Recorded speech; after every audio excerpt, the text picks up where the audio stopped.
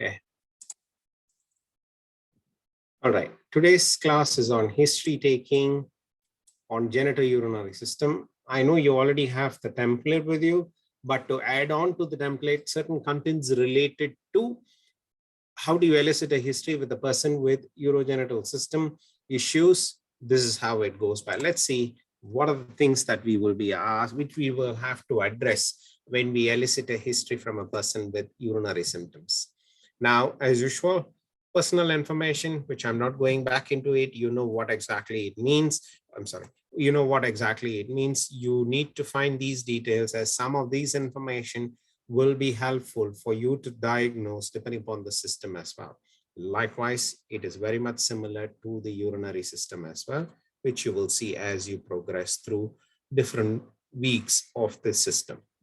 Now, these are the list of headings under which you will elicit the history, which will be a repetition. So just of completion, for formality's sake, after getting your personal information from the patient, get the chief of complaints, followed by history of presenting illness, past history, which involves medical and surgical issues, and a bit more elaborate history on drug consumption, which needs to be addressed, which can come under past medical history as well, or it can be independent, and social history and family history as well. So all this has to follow in the sequence as it has been given. Now, what are the chief complaints that the patient can come with? Patient can come with many things. Patient can come with pain abdomen.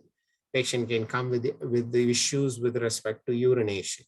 They will complain of burning sensation during insertion. Some people will say, I'm unable to pass urine. Some people can come and say, as I think that I need to pass urine itself, it starts dribbling. My pant gets wet, undergarment gets wet, or I have the urgency, or those are the few things. Some people will say at night, the frequency is so much. During the day, the frequency, number of times I have to visit the toilets are plenty.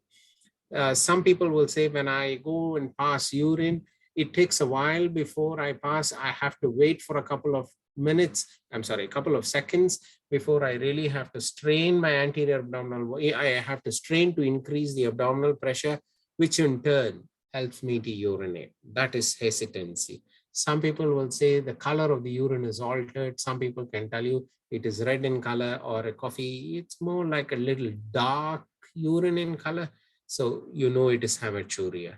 Some people will say, I have not passed urine at all since 3 days, 4 days, like that. Anuria can be, say, that is anuria. Some people can come and tell me the volume of urine that I have passed over the past 2 days is very minimal, polyuria, scanty micturition. So these are the things that the patient can come with, and it can range from many things. I have excluded sexually transmitted disease here, which does not fall under the scope, but usually patients will complain, or it falls under this category as well. They will have issues related to sexually transmitted disease, which can be presented here as well. And apart from that, simple fever they can come with, and then it will progress to so many things as well. So these are the few chief complaints that the patient can come with. Now, I thought it would be wise for me to kind of talk to you related to pain, how exactly things will be. So I'm going by this plan for the present to describe the presenting illness will be is organ by organ. And the functional capacity of each organ is what I thought. Rather than going by the organ, functional capacity of each of it is what I thought will be right for me to place these the contents in the chief complaint in the respective place, and questions related to it, which I will share with you. Now, if a patient comes and asks you, says that he or she has an abdominal pain, now it is our job to ask more about it. What will you ask first and foremost? Ask them to locate where exactly the pain is. Ask them to use one particular finger. Ask them to point out and locate where exactly it is, rather than using their palm to kind of generalize. They may say the whole area like that. Ask them to locate it, point number one. The most important thing that demarcates many things from the other organs here would be is radiation of this particular pain. Usually renal colicky or ureteric colicky pain radiates from the region of the loin and then it progresses to the groin. If it is related to loin to groin, it means something related to ureter, there is a pathology. Usually it will be a stone. If there is no radiation, but instead of kind of locating the pain in the anterior abdominal, patient says renal angle, the back actually. I hope you know what is renal angle by now. Patient complains of pain in that area and it is localized in that area, then it is related to the kidney. If the pain radiates, and that pain related to the kidney will never radiate, but the radiation is typical of ureter related issues, especially ureteric calculi. Next, ask them to identify the intensity of the inflammation. Ask them to tell you how severe it is. Usually patients with a renal stone, if the stone is an impacted stone and is slightly big, and patients will have severe abdominal pain. In fact, patients will be rolling on the floor. They'll be fitting and fidgeting. They will be profusely sweating. Sometimes it can go up to kind of lead to multiple complications as well. Because of the pain, they can't tolerate the pain. They may have some cardiac issues related to that as well. So that will be the nature of the pain. By looking at it, you will know the intensity. But for formality's sake, ask the patient, can you describe how severe it is? Let them describe. Ask them to describe the character or the nature of the pain. Usually abdominal pain related to, or pain related to your kidney lesion or a ureter lesion, it's a dull pain. It is not like a sharp pain. It is very dull, nagging, and it is constantly present throughout the day. And there may be a phase of lapse of pain in between, or there may be a pain that will be continuous throughout the day as well. So ask them to kind of describe. It is usually dull, nagging, kind of a dragging, nagging kind of a pain it is. Then ask them about how often ask them about, did they have, regarding the onset of the lesion, whether it was a gradual in onset or sudden in onset, which means what? They might be having some kind of trigger point somewhere before the abdominal pain, which could have given a hint that they may have the symptom anytime. Find out about those things if they have. If the patient says no, it came all of a sudden, means it doesn't have those predisposing factors. So if there are predisposing factors, then you know automatically it is basically a kind of cautioning that had happened to the body, which is which tells you it's of a gradual in onset. Sudden, nothing, no prior caution, all of a sudden the patient has. And the next is duration, which you would have asked in the chief complaints itself.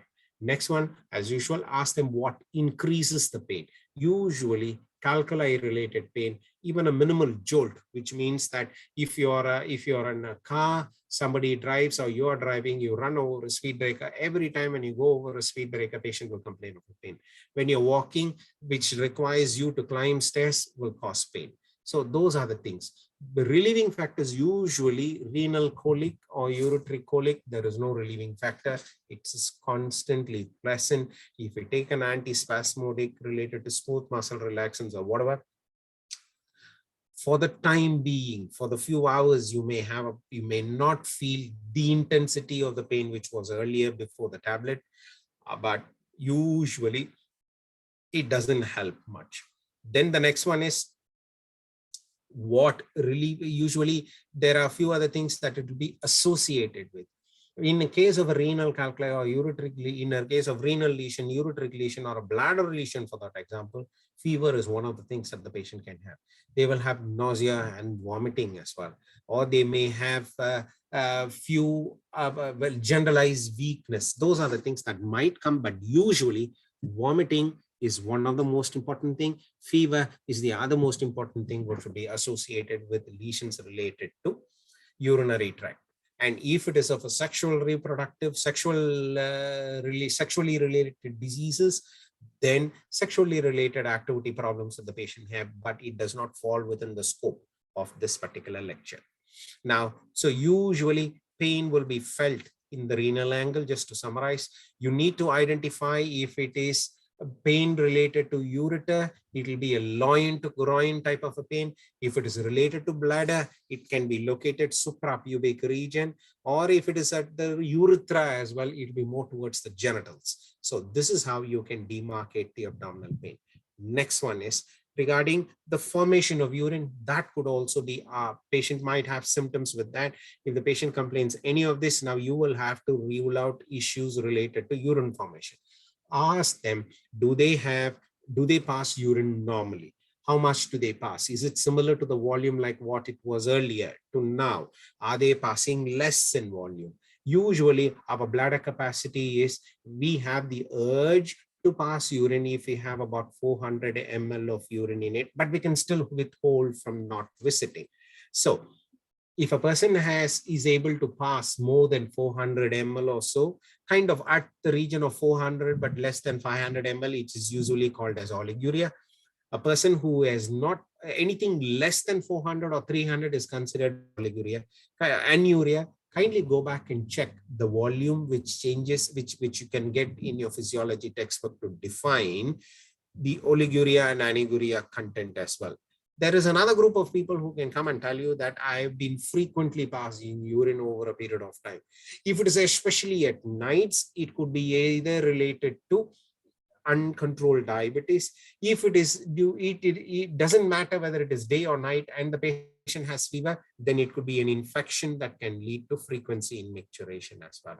So this is some of the urine symptoms that, or the questions that you will have to ask related to urine formation. Next, apart from formation, the act of micturition, there could be some abnormality which you can ask. Ask them whether the patient has burning sensation when they pass urine, or whether they have difficulty in passing urine, or whether they have pain in passing urine, whether they have whether the micturition is frequent at night, whether the micturition is frequent during any part of the day, whether the person has got kind of urgency. The moment he thinks that he has to pass urine, he will dribble a couple of drops of urine. Urine dribbles out and it'll wet the pants as well. So you need to find out about that particular thing as urgency. Hesitancy isn't there, in which the patient has to stand for a few hours. Describe what is hesitancy to the patient. Ask them whether the moment they visit the toilet, whether they're able to freely pass through or they have to strain to pass through. They will tell you what it is. Then question on the stream of urine, whether the stream is like usual or whether it is in few drops that it passes out every time when they pass urine as well. Apart from that, dribbling, you know what exactly it is, which you have told already. Next one is retention of the urine, where in which patient can come and tell you, I'm not passed urine for the past 24 hours or so. Or it can happen for the past 12 hours to 20 hours, 18 hours. I don't have the urge to pass urine. There are some people who can come and tell you as well. So find out about it. Apart from that, fever goes without anything, which can be anywhere across the board of different symptoms, apart from act of micturition as well. Next one is find out about the color of the urine. See, ask them to find out whether it is red in color. Whether it is red means it is frank hematuria, which is macroscopic, which you can see with your naked eyes. They may be altered kind of, your patient might have RBCs. For example, somebody who has issues with blood vessels within the kidney, something has happened to that, those are being eroded, whereby which the sieves between the filtering unit of the kidney is widened, they may lose RBCs. If there is RBCs in the urine, which the naked eye can't catch, which is more of a microscopic urine, which you will learn when you read the pathology component of renal failure, you will understand what I say. So find out about the macroscopic and the microscopic hematuria. But how do you question it? Ask them whether about what is the color of the urine. Is it frank? Is it red in color? Which means microscopic, you don't need a microscope. And the patient says, no, it is still the same, but it is a bit of dark urine. You may think of microscopic hematuria as well. So these are the few things that you will have to find out. Next, if it is sexually transmitted disease, for completion's sake, I have struck it. You may not require this to be asked when you meet your patient, but for completion's sake, I have incorporated this in a slide, in a separate slide. You need to find out about the sexual dysfunction. You need to find out the sexual contacts, sexual contact outside marriage, or is there any sexual dysfunction? Is there any, if it's a male patient, testicular mass or pain in the region of the testicles? If it is a female patient, is there any discharge? Is there any genital-based discharge? Whether there is any foul smell related to the discharge? It goes on. It's quite a big area beyond that. So these are the few things that you need to ask in history of presenting illness. So concentrate on, if the patient comes with abdominal pain, finish the abdominal pain. Ask them about the micturition problem, the formation of urine. Ask them about the micturition activity as well, apart from asking certain other things related to the color of the urine. There ends the micturition, abdominal pain as well. But any questions, guys, here? No, sir. Okay, next one, past history. Here, what are we going to ask? As usual, you need to find out about the past medical treatment in most of the patients, whether they had any kind of kidney disease before, bladder disease before, ureter diseases before. Elaborate on it. Next, ask them about ask them about any chronic problems that they've been having for the past few years, or for a few years as well, which is basically diabetes, hypertension, cholesterol, and tuberculosis. If they say yes to any of this, as usual, you need to ask them about those 7 questions. When was it diagnosed? What medication are they on? Ask them to name the medicine. How many milligrams do they take? How often do they take? Do they take it regularly? Do they follow any diet pattern as well? Do they visit a doctor to see whether it is under control or not? All that needs to be elicited. Find out about the surgeries as well, which is quite significant. I'll give you one example of this. When somebody complains of dark colored urine, despite having water nearly about 2 to 3 liters in a day, some people will complain constantly. It will be more towards dark colored urine, but not red yet. This will happen when somebody has a huge calculi within the kidney, and the calculi, when it was removed by a surgical method, which is called as lithotripsy, where shock waves are sent towards the stone can be kind of converted to a dust, and then it will be excreted. During that particular process, chances of damaging the vasculature and the filtering units are very, very high. When such a thing happens, patients usually have, those patients usually will have dark color urine. It doesn't mean that they have a new pathology. It is probably because of the previous issues that they had and the treatment modality that they had gone through. Patient has this problem. So you don't have to treat them. You just tell them, convince the patient that this is how it is going to be. It doesn't mean any pathology. Reassure them and you send them back. So these are the few things that you will have to ask in past history. Any questions? None? Then we go to the drug history, the most important thing, because we tend to buy a lot of drugs, we eat a lot of things. I will start from basics as well. General well-being. We eat so many products which are available, commercially available, which can be bought over the counter, which has not gone through this evaluation process of the FDA and so many other things. When such medications are taken over the counter with few results being published here and there, usually they get either excreted by the liver, get excreted by the kidney. If a person who has already got a compromised kidney, for example, this will enhance the damage to the kidney, and the patient will end up in diseases which is irreversible when it comes to kidneys and the urine, especially the kidneys. So find out whether they are on exclusive general well-being medicine, whether they are on any kind of medicines to suppress them. Currently, weight gain is one of the things which falls under this category as well, where in which people tend to go to the gym. They eat a lot of protein powder. We do not know, apart from proteins, what else is there. Proteins in excess, again, damages certain things, structural things in your kidney as well. So be mindful of it. Find out about them. There are some drugs which are taken to kind of lose weight or suppress the appetite. All these drugs have a negative impact on the kidney structure itself, and they can enhance the damage of kidney. So find out whether they are on such medications. This is next. Next one is general or social or a personal history. As usual, ask them about, do they smoke? Do they consume alcohol?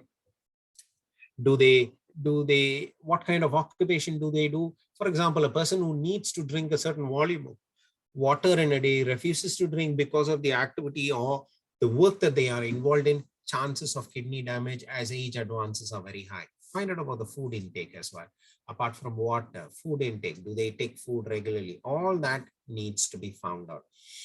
Just for completion's sake, personal history, if the patient complains of symptoms related to sexually transmitted disease, you need to now ask questions in it, but it does not fall under the scope of our block. But for completion's sake, I have incorporated it as well.